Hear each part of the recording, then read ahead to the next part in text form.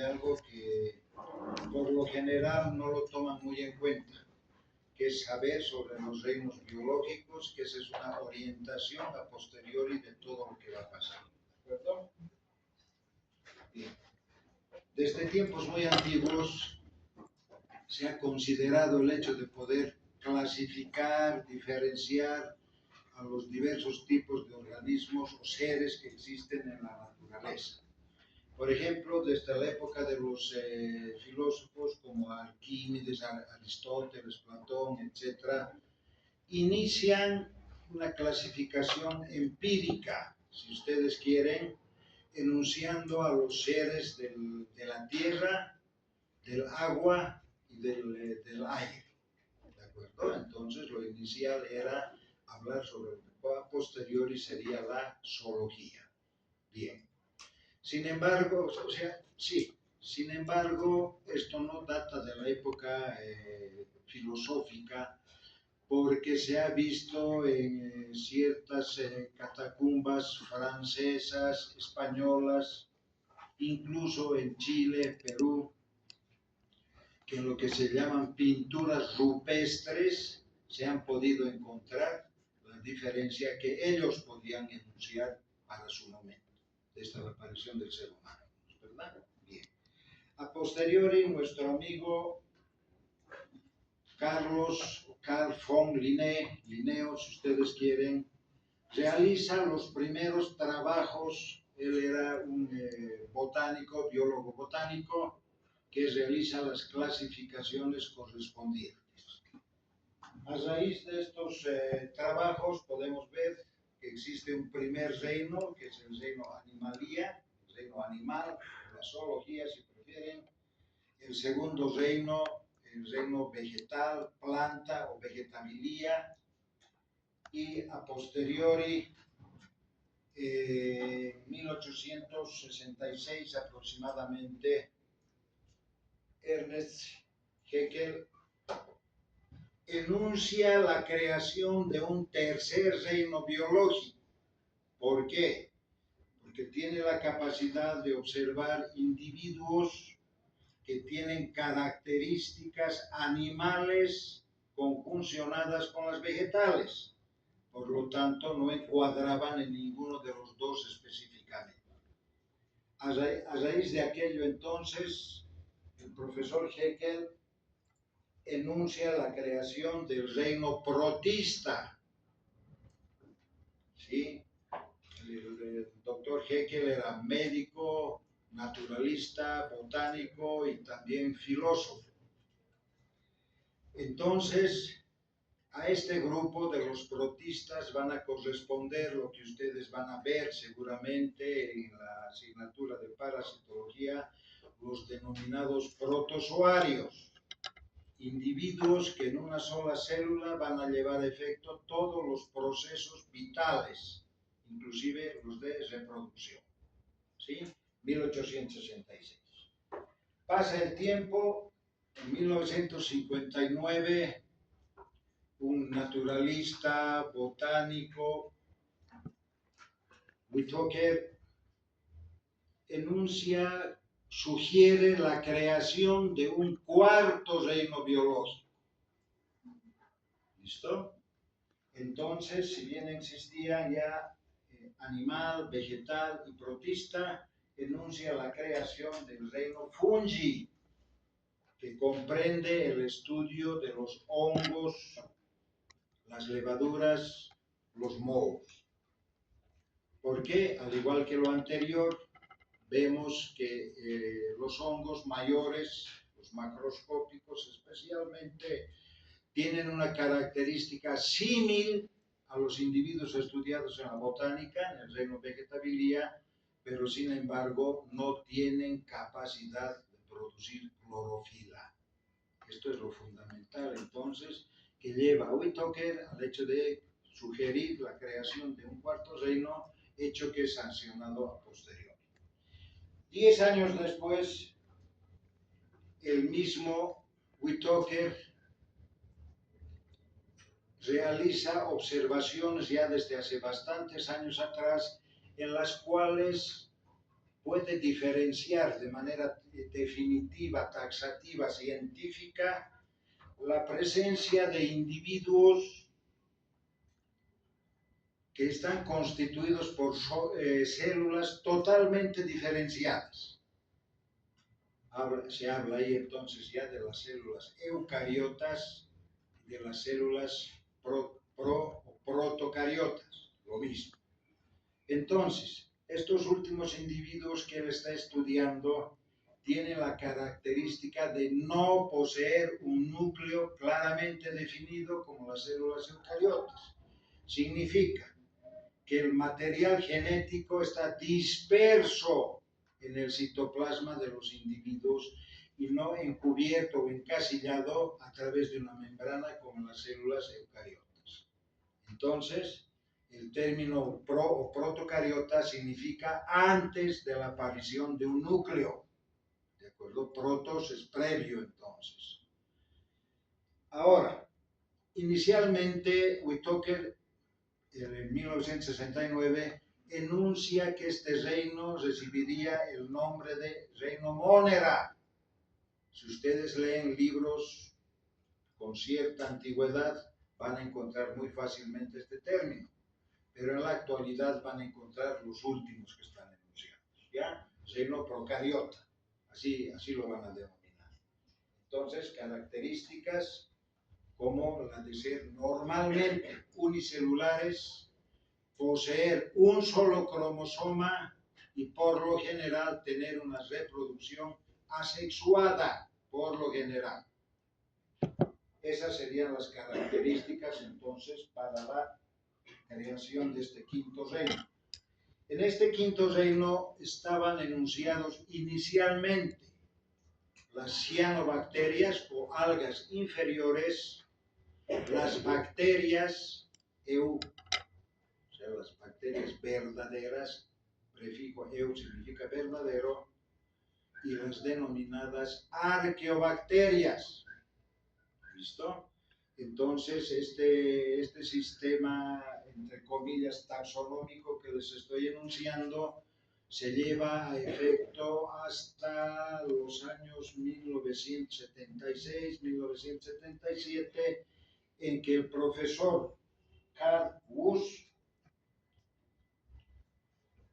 por estudiar un grupo bacteriano bastante excéntrico, sugiere la creación de otro reino biológico.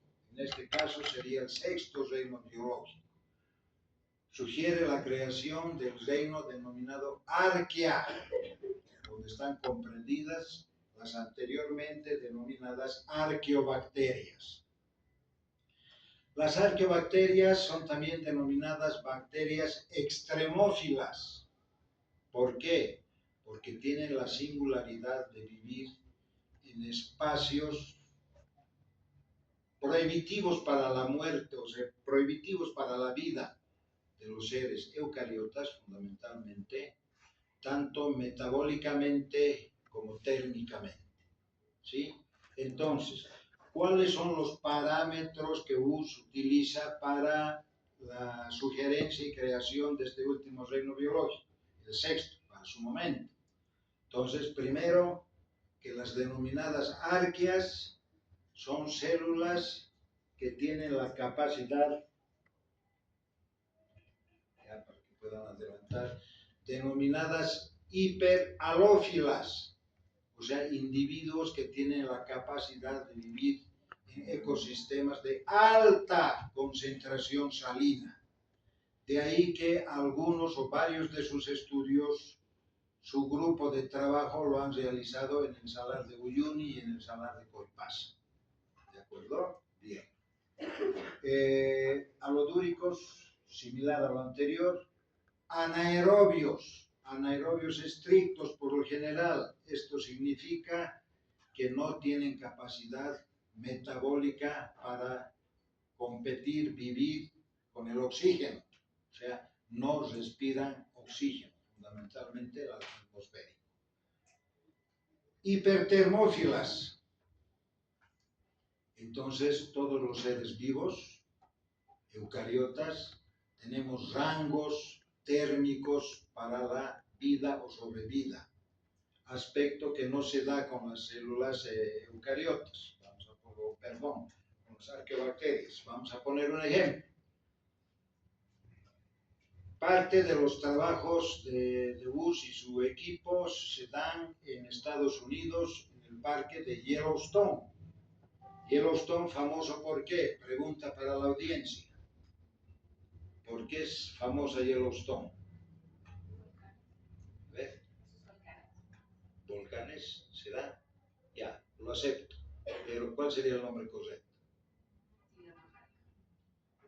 Los geysers, ¿verdad? Ese es el nombre, porque el volcán erupciona lava, ¿no es verdad? Los geysers, agua, ¿sí? Vapor de agua.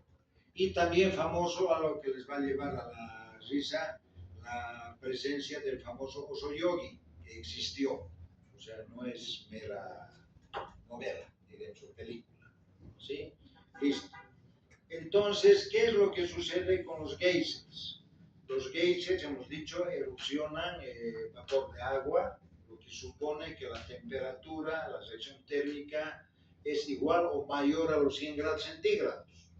Sucede que en estos ecosistemas la temperatura puede llegar a 380 grados centígrados. Recepcionadas las muestras con características particulares, se observa el desarrollo, presencia, sobrevida de estos individuos que estamos considerando arqueas. ¿Listo? En términos generales, hemos mencionado que las bacterias tienen un proceso asexuado de reproducción que se llama fisión binaria, bipartición o también se denomina escisión. Ya, cualquiera de esos términos significan exactamente lo mismo. Que un individuo va a formar dos células hijas. En las arqueobacterias no solo se da ese fenómeno de la bipartición, se da el fenómeno de la gemación, se va a formar una gema, y segundo, la fragmentación. Tercero, la fragmentación, que va a significar que el individuo se va a romper, se va a fragmentar en varias partes. Situación que no se da en ninguna otra de las escalas, al margen de las arqueas. Otro parámetro, las arqueas no producen esporas. Fundamental. Se decía que las arqueobacterias no tenían pared celular. En la actualidad se sabe que sí tienen pared celular, pero esta pared celular es algo muy diferente, ya verán cuando estudien célula procariota, diferente dado el hecho de que en su pared celular no contiene péptidoglicano, que verán ustedes la importancia que tiene este segmento químico. ¿Listo? Tampoco poseen de enlaces difosfoestéricos como el resto de las bacterias. En su hábitat podemos enunciar que estos individuos viven en las aguas termales, ¿sí? Viven en el suelo, viven en los pantanos e incluso viven en el tracto intestinal de los animales y del ser humano, ¿sí? Al ser bacterias metanogénicas, tienen capacidad de producir gas metano, cosa que sucede aún en los seres humanos, ¿verdad? Entonces, esas características nos llevan a enunciar, sancionar a posteriori la creación de este sexto reino biológico. Entonces, el profesor Bush y su equipo comienzan a trabajar en 1977 aproximadamente y son sancionados sus nuevos criterios más o menos en los años 90. Listo, el séptimo y último reino biológico, el reino cromista. ¿De acuerdo? El reino cromista fue enunciado por Cavalier y Smith, dos biólogos, que comienzan sus estudios en 1980 y los van a terminar de definir entre el 15 al 18 del siglo pasado. ¿Sí? Entonces, falso, de este ciclo. Lo importante, estos constituyentes del reino cromista corresponden nomás a las algas superiores. Hemos dicho que el reino monera correspondían a las algas inferiores, cianobacterias, también se denominan así. Estas algas entonces son las superiores, que tienen una pared celular totalmente diferente a la de las bacterias, dado que sus constituyentes principales están dados por la celulosa, similar a la vegetal, y también por la pectina, que son sus dos constituyentes principales. En este grupo cromista resalta la presencia de clorofilas de tres tipos, que se las denomina A, se las denomina B y se las denomina C. Eso le da el color variable entonces a las algas. ¿Sí? Hay algas rojas, verdes, pardas, etcétera, por las concentraciones y diferentes tipos de clorofila que tiene. Al margen, ¿existe algún otro componente? Para que usted se lo vea, no está aquí, que se denomina clorofucsina, que va a terminar de otorgar los colores entonces a las células que constituyen el reino cromista. ¿Sí? Existe en la actualidad bastantes variedades, especies concretamente, que pueden oscilar hasta en 17.000, algunos autores dicen 17.000 especies, variedades, y otros enuncian que de acuerdo al avance de la tecnología llegaría hasta casi las 100.000 especies diferentes. ¿Listo? Entonces, en términos generales, esta es la constitución de lo que significan los reinos biológicos. Son 7, no 2 como se cree. Y me parece que a nivel inferior en los colegios le siguen dando, ¿no? El reino animal, vegetal y el reino mineral. El reino mineral no es biológico. Estamos hablando ahora de reinos biológicos. Estos 7 son los que actualmente existen. Bien. Ustedes se preguntarán, ¿y dónde están encuadrados los virus? En la actualidad, si bien existe una rama que se denomina virología, esta rama no constituye ningún reino. ¿De acuerdo? ¿Por qué? Porque los individuos que estudian la virología, que se denominan virus, no son considerados células. ¿Por qué no son considerados células? Porque una célula tiene como característica fundamental el hecho de la reproducción, presencia de ácido desoxirribonucleico asociado al ribonucleico. Esas condiciones me van a dar entonces la capacidad para que exista reproducción. Los virus no tienen esta capacidad, pues dentro de su composición no existen los dos ácidos nucleicos de manera simultánea o común. De ahí que una de las clasificaciones virales se da en virus DNA y otra virus RNA. Entonces usted se pregunta, ¿conocen algunas enfermedades por virus? ¿No es verdad? De la última deben estar conscientes, ¿sí o no? Tampoco. A ver, enúncienme algunas enfermedades virales.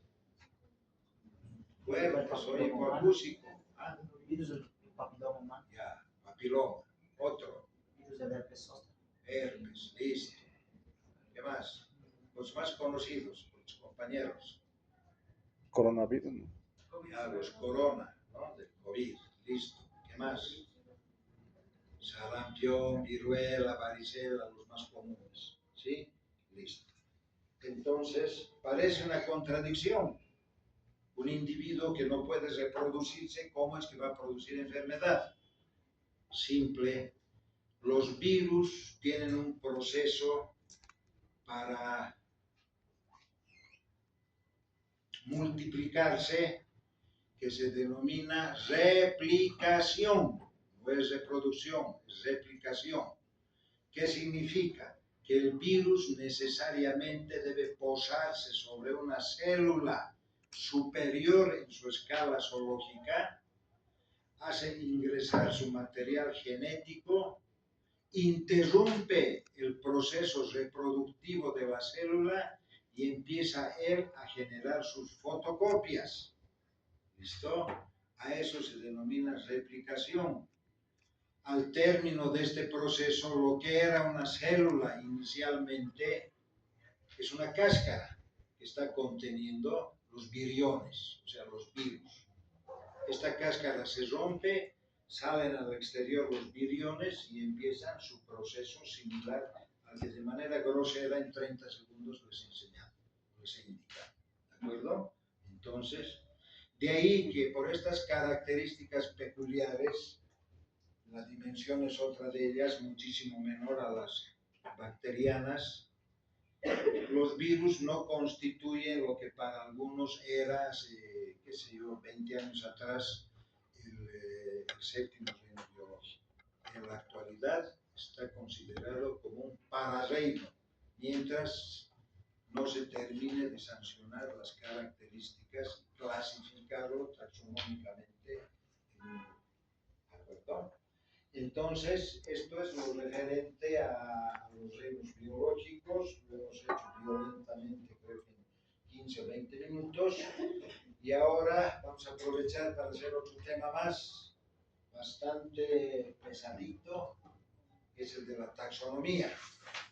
Esto es sumamente importante para nosotros especialmente, y ustedes deberían considerarlo igual, porque recuerden que en la clase inaugural de la semana pasada, la doctora Pacheco les dijo, si en sus exámenes no escriben como se les enseña, la pregunta no es dada como válida, ¿de acuerdo?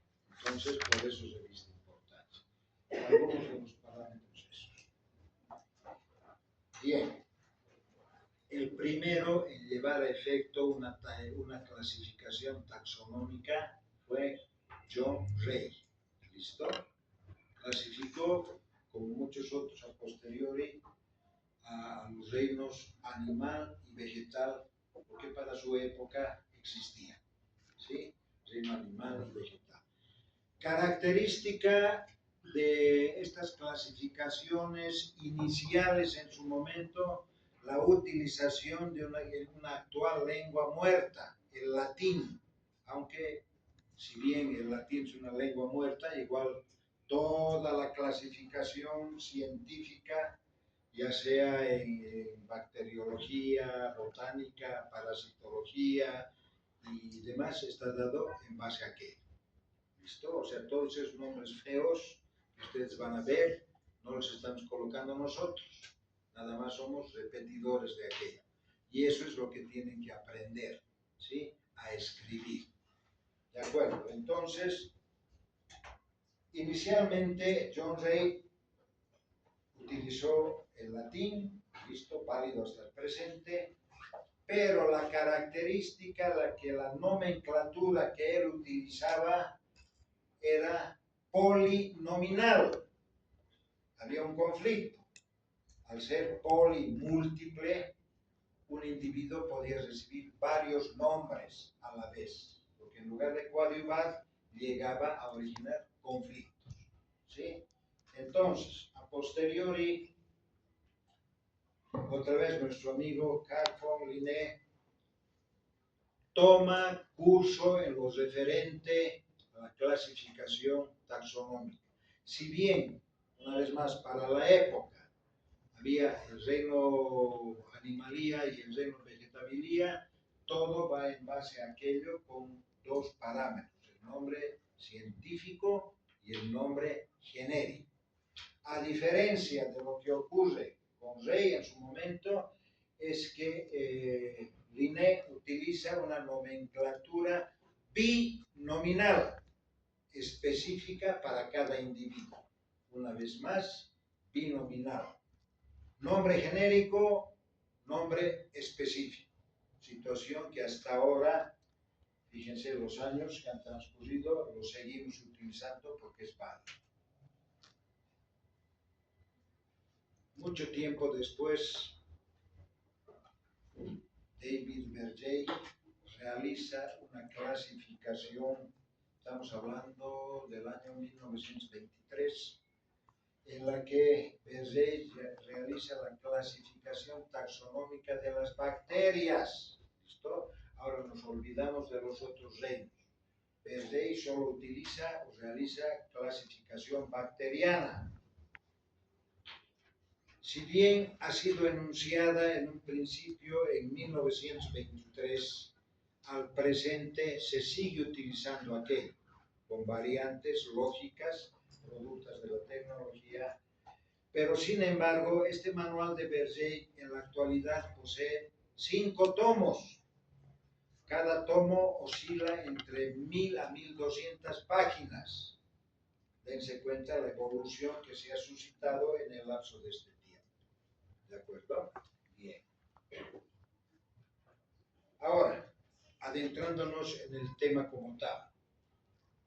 Concepto que se va a utilizar a menudo dentro de lo que significa la taxonomía como tal, el enunciamiento, ¿no? El concepto dice rama de la biología que trata de la clasificación y la denominación de todos los seres vivos. ¿De acuerdo? Todos los seres que viven en el planeta Tierra, pertenecientes a los 7 reinos que hemos enunciado, corresponden a la taxonomía. ¿Listo? Otro concepto, clasificación. Va a tratar sobre la agrupación ordenada de los individuos en pequeños grupos dentro de unidades mayores. Ya lo vamos a ir dilucidando aquello cuando veamos el triángulo invertido. Otro concepto básico, la nomenclatura, denominación de las unidades que se definen a través de la clasificación. Algo de suma importancia para el área de salud, la identificación de los causales de los problemas infecciosos, sea cualquier área infecciosa. Dice, a través de los criterios anteriores podemos identificar mediante comparaciones las unidades de los agentes causales, sean conocidos o sean por conocer, desconocidos. Y en base a qué vamos a otorgar esa clasificación. A ver, veremos acá. Entonces, aspectos fundamentales para nosotros poder realizar la clasificación taxonómica e implícitamente identificar a los individuos, la morfología, o sea, la forma que tiene el individuo, la apetencia tintoria, ya vamos a ver la próxima semana cómo se agrupan en relación a la apetencia tintorial de las bacterias. Las reacciones bioquímicas entre las familias, géneros y especies, vamos a encontrar una serie de diferencias que nos van a poder otorgar el nombre y el apellido que se le va a otorgar al individuo. Características fisiológicas, de la misma manera, por la funcionabilidad, porque cómo funciona ese individuo, me voy a poder otorgar la libertad de darle un nombre o a qué grupo pertenece. Características genéticas, es lo que en la actualidad el sistema más moderno utiliza para la identificación, lo que se llama la biología molecular. Producción de enzimas,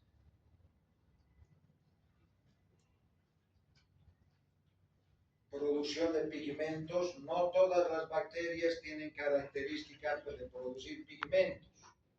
algunas o varias sí, y en base a aquello también estamos en condición de poder otorgar un nombre genérico.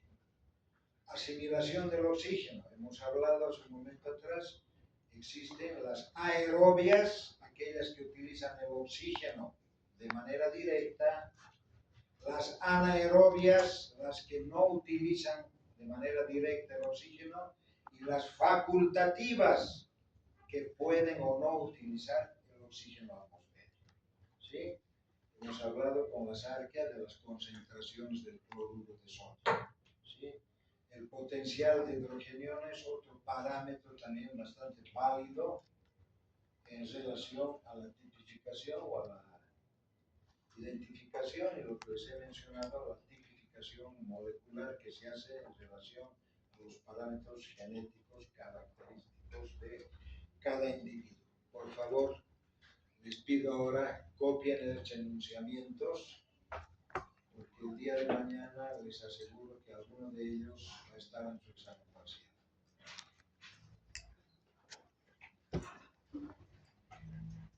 Genética. Otro. Genotipia.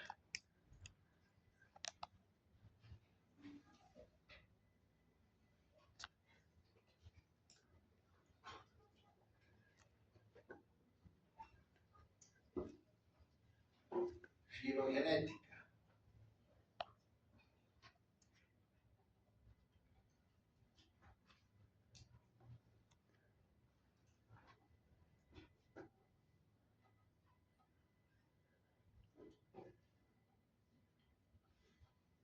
La numérica.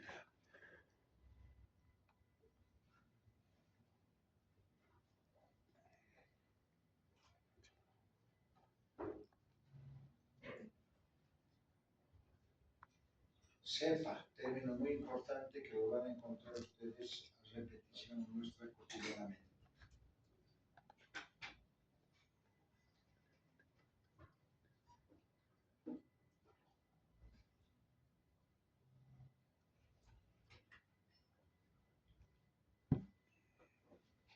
Biovariedad.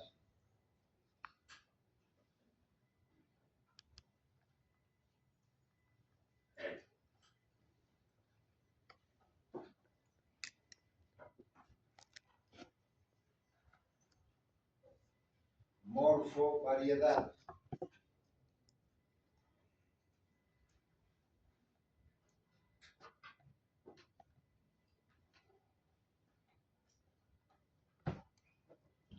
Cero, suero, donde será cero variedad.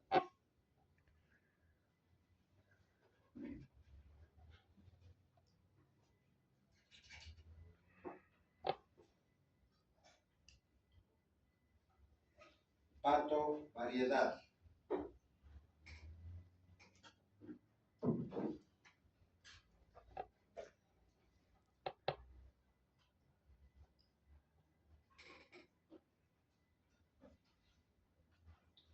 Fago, variedad.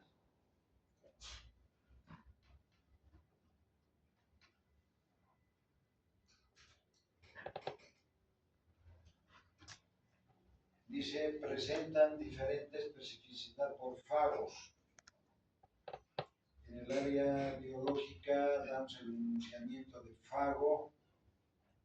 Normalmente van a leer o escuchar bacteriófago. ¿Sí? Entonces, ¿qué significa? Se da la denominación de fago a los virus, aquellos virus que tienen la capacidad. Fago, ¿qué significa? Comer, ¿verdad? Listo, traducido así frío. Entonces, fago, bacteriófago, que se comen a las bacterias. ¿Sí? Fitofago, que come vegetales. No es así semánticamente el término comer, pero es en base a eso. ¿Ya? Fago entonces da el nombre a aquellos virus que tienen la capacidad de transgredir hacia algunos especímenes como los que estamos enunciando. Ecotipo.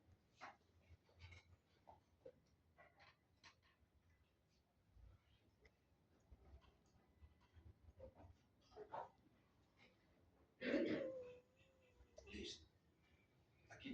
serio. Entonces, a ver, espero que no sea como en enfermería. En enfermería graba, filma, fotografía, anota, nos hacen entregar las diapositivas, o sea, terminada la clase, ¿sí? Uno tiene la esperanza que cuando llega al examen el índice de aprobación va a ser altísimo, ¿no? Muy equivocados nos hallamos, ¿sí? La inversa, un genocidio total. Espero que con ustedes no sea así. Bien, para llevar a efecto las clasificaciones taxonómicas dentro de toda la biología, esta es la característica, porque tenemos un triángulo invertido, porque en lo que significa la clasificación, o sea, la taxonomía, comenzamos por lo más grande, por lo más subjetivo, si ustedes quieren, para llegar a lo más objetivo, que es la especie. ¿Ya? Todos estos pasos entonces se dan en toda la escala biológica, sea animal, sea vegetal, y en todos los otros reinos también. ¿De acuerdo? Entonces es muy importante que ustedes aprendan a desglosar estas categorías taxonómicas, aunque las vamos a ver nosotros simplificadas en lo nuestro a partir de algo que se les puede mostrar. Entonces, si bien hemos hablado del profesor Bush hace tiempo atrás, de las arqueobacterias o el reino arquea, vamos a anunciar asimismo que el profesor Bush tiene o tuvo la capacidad, porque falleció ya, la capacidad de crear o dividir lo que significa la biología en 3 dominios. O sea, por encima del reino está el dominio. ¿Listo? Por encima de los reinos está el dominio. Entonces, dominio eucaria o eucariota, donde están todos los individuos constituidos por células eucariotas, o sea, células verdaderas. ¿Sí? Aquí tiene, por ejemplo, plantas. Otro, bacteria. Otro dominio, bacteria. Y el dominio arquea. Son 3. El eucaria, el bacteria y el arquea. Entonces, de todos los reinos biológicos que hemos enunciado, los primeros, animalía, vegetabilia, protista, tienen constitución de células eucariotas. ¿Ya? Los cromistas también. ¿Listo? Entonces, los restantes, Monera, arquea, corresponden a células protocariotas. Una diferencia inicial dentro de lo que significa la biología. Entonces, hemos dicho que el reino que inicialmente recibía la denominación de Monera, en la actualidad se considera como procariota, o también lo van a encontrar como eubacteria, que no les lleve a la confusión. Esos términos son sinónimos, similares. Esta es una relación entonces de lo que es la clasificación taxonómica, donde a ustedes les va a ayudar mucho el hecho de que puedan en el ítem, en la categoría taxonómica orden, va a terminar con el sufijo ales. ¿Listo? Y la familia va a terminar con el sufijo ACA. ¿De acuerdo? Entonces ustedes ya se van a poder dar cuenta si están hablando de una familia o de un orden cuando tenga este sufijo. ¿Listo? Entonces, nosotros por lo general vamos a utilizar orden, familia, género, especie. Esta es la base que ustedes creo que moral y civilmente están obligados a recordar o asimilar, ¿ya? Especialmente este y este otro. ¿De acuerdo? Bien. Podemos olvidarnos de lo anterior, pero no de esto. Ahí tienen un ejemplo de lo que acontece. Dominio, hemos dicho, el dominio bacteria o eubacteria. Estamos estudiando las bacterias verdaderas. Reino procariota. Sección, o en algunas ramas como la zoología se va a llamar filo o filum. Igual. ¿De acuerdo? Acá dice gamma proteobacteria. O sea, el ejemplo que estamos dando. Clase, cyanobacteria. Orden, enterobacteriales. Fíjense el sufijo. Por eso lo hemos marcado con otro color. Familia, Enterobacteriaceae. El género, el ejemplo que hemos puesto, corresponde al género Shigella. Es una enterobacteria que origina problemas a través del tracto gastrointestinal. ¿De acuerdo? Esta Shigella tiene varias especies. La más común es la que hemos enunciado. Shigella flexneri es la que más está presente en los aislamientos en nuestro medio. Ahora, de esta Shigella flexneri también tenemos los denominados serobares, que pueden ser el A y que pueden ser el B. ¿De acuerdo? Entonces, reitero, lo que ustedes van a estar obligados a saber: orden, familia, género, especie. En la cuasi totalidad de los microorganismos que se estudian. Ahí viene la recomendación de la doctora Pacheco. Normas de la escritura. Entonces, hemos dicho que todos los seres biológicos están catalogados o establecidos con el nombre genérico y el nombre específico. ¿Sí? Bien. Las instituciones que se encargan de la taxonomía biológica como tal, y si ustedes quieren, en el manual de Berger, lo inherente a las bacterias, enuncian que los nombres científicos, se da el nombre o se otorga la nominación de científico a la asociación de nombre genérico y nombre específico. Eso se llama nombre científico, género y especie. ¿Listo? Para que a nivel mundial se enteren que están hablando de seres vivos, la escritura debe ser, como está anunciada aquí, con letra cursiva o letra itálica, fundamentalmente. Es una letra inclinada, ¿verdad? Ahí tienen un ejemplo de una bacteria que se van a cansar de escucharla y estudiarla. Staphylococcus aureus. ¿Sí? Listo. Entonces, fíjense, nombre genérico, mayúscula, nombre específico, minúscula. No se equivoquen, reitero, para beneficio de ustedes. Ahora, hay otras formas de escribir los nombres científicos.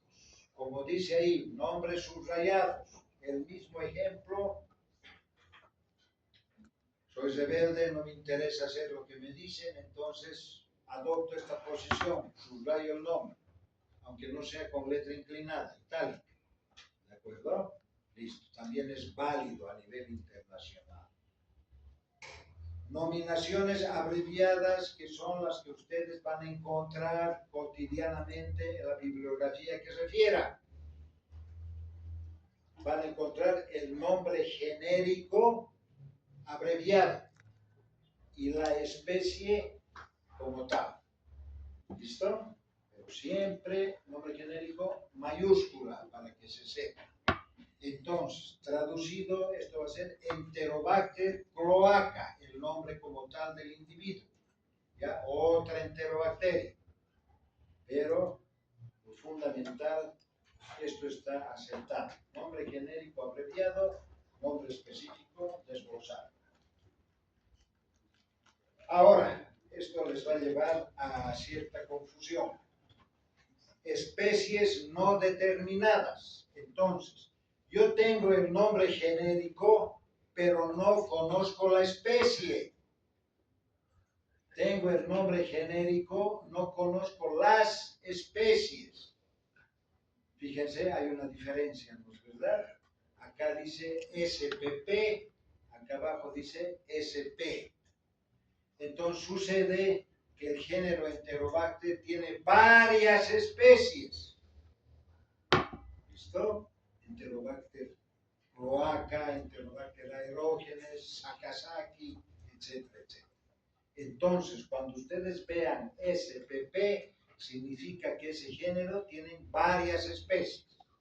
A diferencia, si ustedes ven que en la abreviación hay solo una SP, significa que ese género tiene una sola especie. Por ejemplo, Plesiomona sigeloides. No hay más especies para este género hasta el momento. ¿Listo? Plesiomona sigeloides. Muy parecida al ejemplo de la sigela que hemos puesto. Ahora, si bien de inicio hemos enunciado que para llevarse a efecto la taxonomía se han utilizado la lengua muerta, que es el latín, también se ha utilizado el griego a posteriori, pero en la actualidad se permite el hecho de utilizar nuestro idioma, el castellano. Entonces, a un estafilococo aureus lo podemos enunciar estafilococo dorado, dado que aureus significa oro, ¿no es verdad? Dorado. Ustedes van a ver, van a escuchar, más que ver, con bastante frecuencia que cuando enuncien a una bacteria, también enterobacteria, van a enunciar como Escherichia coli, si lo estamos enunciando en latín o griego, y también van a escuchar Escherichia coli. Significa exactamente lo mismo, porque ahora estamos permitidos por la normativa internacional realizar cualquiera de ellas. ¿Listo? Ahora, hay algunas bacterias a las cuales se le otorga un apelativo, no el nombre científico. O sea, quiero decir, no el nombre genérico y la especie. Es más fácil para ustedes utilizar el apelativo. El nombre científico del ejemplo que tenemos dice Streptococcus pneumoniae. Más fácil para ustedes utilizar el de neumococo. ¿No es verdad? Por ejemplo, puede ser Neiserias, el género Neisseria. Tiene fundamentalmente dos especies patógenas para el ser humano. Neisseria gonorrea, conocida, o sea, por apelativo, gonococo. Neisseria meningitidis, conocida como meningococo. ¿Ya? Entonces es más fácil para que ustedes puedan memorizar, recordar y aprender. Bueno, hemos mencionado anteriormente que la clasificación taxonómica lo que nos lleva en el triángulo invertido de lo mayor de lo subjetivo a lo menor es lo objetivo. Entonces, la categoría de mayor importancia para nosotros es la especie. ¿Listo? Unidad básica de la nomenclatura taxonómica. Ahora, ¿cómo se da, cómo se refiere, cómo se adquiere la nominación, el nombre de la especie? A través del porcentaje de guanina y citosina. Porcentaje de guanina y citosina nos va a dar las especies existentes. ¿Listo? Guanina y citosina, entonces son parte de los nucleótidos que conforman el genoma, por lo general el único cromosoma que tiene una bacteria, aunque al presente se determina ya de manera taxativa el hecho de la existencia de bacterias que tienen 2 cromosomas, 3, y algunos dicen que hasta 4. Entonces, conclusión de lo que estamos hablando es el hecho de el dominio que tenemos es 1, ¿no? El dominio bacteria, reino 1, procariota. Secciones o filos tenemos 24, clases 5, órdenes 80, familias 197, puede variar, géneros 255, pueden variar, y las especies clasificadas que se anunciaban que podían ser más de 6.000, al presente llegan hasta 2 millones o incluso más con todos los sistemas tecnológicos de identificación. Hemos hablado de 5 clases, estas son las que existen. En el ejemplo que les puse estaba gamma proteobacteria, ¿verdad? Es una de las clases entonces existentes.